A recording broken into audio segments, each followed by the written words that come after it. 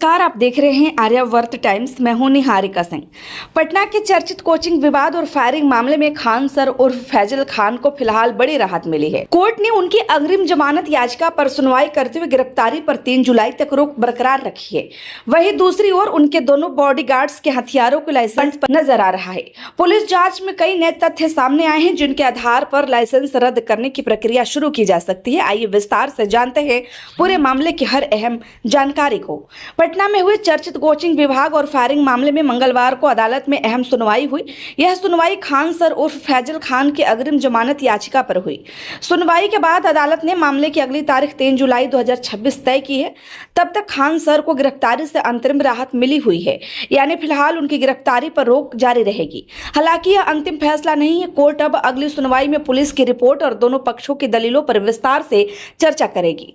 Khan sir की ओर से अदालत में अधिवक्ता सत्यम झा ने पक्ष रखा। उन्होंने बताया कि कांड संख्या 418/26 में 3 आरोपितों से जुड़े मामले पर सुनवाई हुई, लेकिन अदालत ने विस्तृत सुनवाई के लिए अगली तारीख निर्धारित कर दी। वहीं शिकायतकर्ता पक्ष की ओर से अधिवक्ता रोशन आनंद ने अदालत में कई महत्वपूर्ण बातें रखी। उन्होंने कहा कि गिरफ्तार किए गए बॉडीगार्ड के पास जो हथियार मिला है उसका लाइसेंस उत्तर प्रदेश का है, लेकिन उसका इस्तेमाल बिहार में किया जा रहा था। इसी बिंदु को गंभीर मानते हुए अदालत ने संबंधित थाना से विस्तृत रिपोर्ट तलब की है। इसी बीच पुलिस जांच भी लगातार आगे बढ़ रही है। जानकारी के अनुसार पटना पुलिस खान सर के दोनों बॉडीगार्ड्स के हथियारों के लाइसेंस रद्द करने की अनुशंसा करने की तैयारी में है।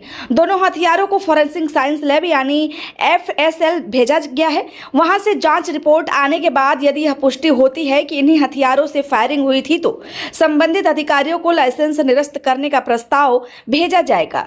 पुलिस का कहना है कि हथियारों के सत्यापन के दौरान कई नई जानकारियां सामने आई है, जिन्हें अब अपडेट्स केस डायरी में शामिल किया जा रहा है। जांच के दौरान सामने आया कि जिस हथियार से कथित तौर पर फायरिंग की गई वह बॉडीगार्ड्स तालेबार सिंह के नाम पर दर्ज है। तालेबार सिंह उत्तर प्रदेश के कासगंज का रहने वाला है। पुलिस जांच में पता चला कि उसके हथियार का लाइसेंस पूरे भारत में मान्य नहीं था। जांच एजेंसियों का दावा है कि बिहार में हथियार लेकर आने वाले यह सुरक्षा ड्यूटी करने के लिए उसके पास आवश्यक वैध अनुमति नहीं थी। इसके बावजूद वह बिहार में निजी सुरक्षा गार्ड के रूप में कार्य कर रहा था। इसी आधार पर उसके लाइसेंस की वैधता और नियमों के पालन की जांच की जा रही है। दूसरे बॉडीगार्ड प्रदीप कुमार के हथियार की जांच में भी महत्वपूर्ण तथ्य सामने आई हैं।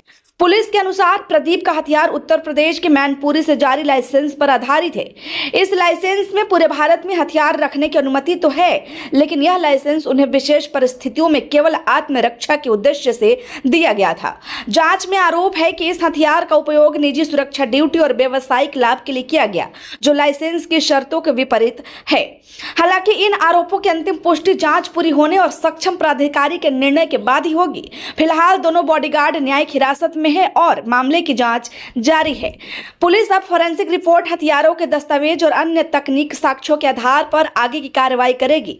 यदि जांच में नियमों के उल्लंघन की पुष्टि होती है तो दोनों के हथियारों के लाइसेंस रद्द किए जा सकते हैं। उधर अदालत की अगली सुनवाई में पुलिस की विस्तृत रिपोर्ट भी महत्वपूर्ण भूमिका निभाएगी। इस पूरे मामले पर अब सबकी नजर 3 जुलाई की सुनवाई पर टिकी हुई है। एक और खान सर को फिलहाल गिरफ्तारी से राहत मिली है, तो दूसरी ओर उनके सुरक्षा कर्मियों से जुड़े लाइसेंस और हथियारों की जांच लगातार उनकी कानूनी चुनौतियां बढ़ा रही है। आने वाले दिनों में फोरेंसिक रिपोर्ट, पुलिस की केस डायरी और अदालत की अगली सुनवाई इस मामले की दिशा तय करने में अहम साबित हो सकती है।